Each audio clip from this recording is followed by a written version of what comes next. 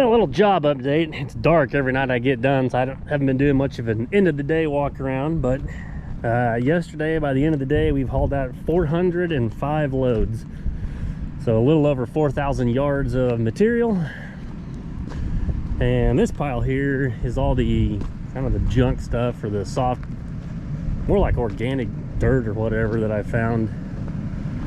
So I've kind of put a stop on hauling the clay out of here for right now, because I noticed digging the rest of this stuff out, there was kind of a little vein of like dirt and stuff here, but you can see this is like 4.5 feet deep right there, and we finally hit clay.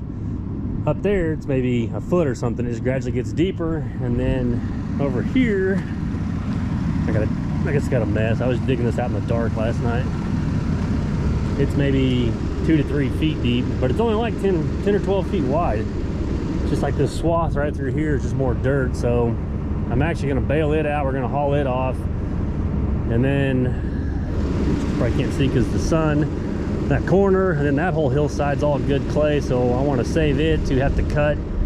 We'll start filling this in lifts, and then getting the roller in here and getting that filled back in, because with them having all the pipe and the semis and the forklifts running through here, even to put fabric down or make like a parking lot, I just don't feel like that's very good material there. But yeah, right here on the edge is where I started hitting all this clay right here. So I have no idea what was here before, or if that's where they stopped filling stuff in or what. But for today, I'm going to kind of finish bailing that out. I think Dad's going to come over here and haul off. I may get one more truck. I want to get that out of there, and then that way I can take what I cut off the rest of that wall. And I'm still, I don't know, 8 or 10 inches higher here than what that parking lot is. So I can take all that, put it over here, like I said, roll it in with the roller. And I've still got to cut and get my drainage to go out that way. So you can tell it kind of runs uphill. So I think I've left plenty of clay. The only other thing I wish I may have done is not cut this wall straight up and down, or about where I did. This is kind of where I wanted the bottom of the riprap to be, was my plan, because those semi trailers are right on the property line up there. So I've got like 10 feet, but I wanted to kind of cut that. But my plan was to kind of cut that and stay a foot or two off the property line to start the riprap, and then this stuff would pull down. So it may still work out, but it may have been a little better to kind of cut this at an angle. But with all the trucks, I was just kind of in a hurry to load them. But I started kind of shaping last night. I may get, it's going to be like almost a 1-to-1 or maybe a 2-to-1 slope by the time it's all said and done. It'll look something kind of like that, hopefully.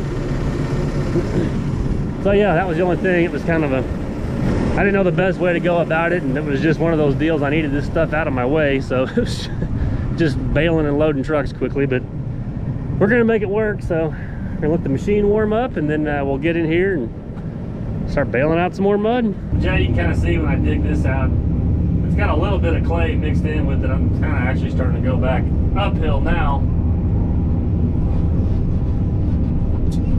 But you can, like down here, I mean, it's it's every bit of 4.5 feet deep right there. We're finally getting down to something solid. And then this edge right here, you can tell we're back into the clay. So it's weird. It's just like a little, like I said, 10 to 12 foot vein of just kind of dirt or organic material. Even cutting it down, you know, like a foot or something, and then just trying to put fabric and stone on it. With that much soft dirt, it would just always kind of pump and heave and just be a pain. Plus, we said we still got all this clay, so it's kind of a no-brainer to cut this junk out and put in something that will actually benefit them and not just be a mess the whole time. I'm waiting on Dad to get back over here. It's only like 20 degrees out here this morning, so I think he was adjusting his brakes and getting his truck warmed up. But then I'll just start up there, and I can just use the grading bucket, just load him off the ground up there. If we get caught up, I can be digging it out and loading the truck, but it'll be just about as easy just to bail it out and load it in there. Partially because this is the next step I got on this job. I got to get this stuff out of here. It's not, the forecast next week is not looking real good. We got chances of rain every day. which will not help. It probably didn't seem like the smartest move to dig this junk out and have a hole if I know we're going to have a bunch of rain, but like me and a friend of mine were talking, we can dig it out and I can get my trash pump and de-water it instead of just having all this mud sitting down in here, because this is really, like I said, the next step. I need this out so then I can start filling it in with what clay I've got, and then I can get my laser set up and figure what kind of fall I need for drainage, and then like everything that I'm sitting on, I got to start kind of cutting it down and fine tuning it. But it makes the most sense to me to get this junk out of the way so I can rake that clay over here and start getting this in. So whether it's going to rain or not, this is kind of the next step in the process.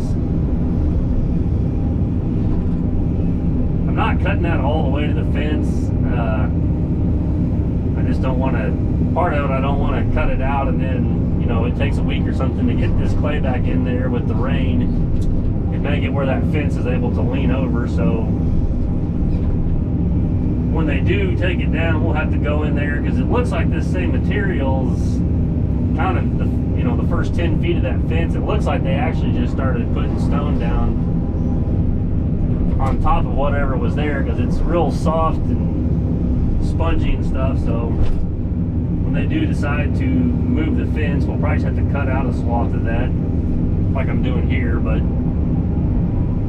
there's just no point to me to cut it right up there to the fence unless I could just get that, you know, if I could cut a little bit of it and then backfill the whole thing with clay right then and then go down the next part. But that's all, you know, I want to do is dig all this out and get a bunch of rain, and then it gets soft and that fence starts leaning over.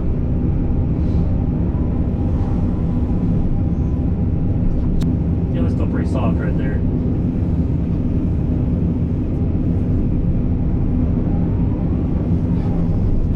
But I'm gonna get all this mucked out, then I'll probably go back through and slick it up with the grading bucket. I may even get the dozer down in there and kind of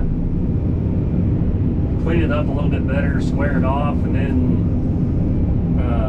next week, weather permitting, I'll just start going through and just taking the excavator and raking some of the clay, and then I can push it in there with the dozer, and then we'll have the sheep's foot roller over here, and just probably like 6-inch lifts. I'll just get Dad or somebody over here and just roll her in back and forth. So it would be nice if it wouldn't rain at all.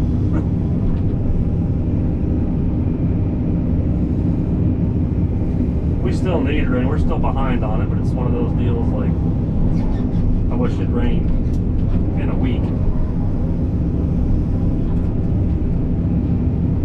Once I get all this set up, then I can start putting my fabric down and bringing my rock in here, and then, you know, even if it's wet, we can still work on the riprap and some of this other stuff. I just got to get all this junk out of the way first. So just part of it. So we're going to keep bailing some mud, and let's check back in a bit.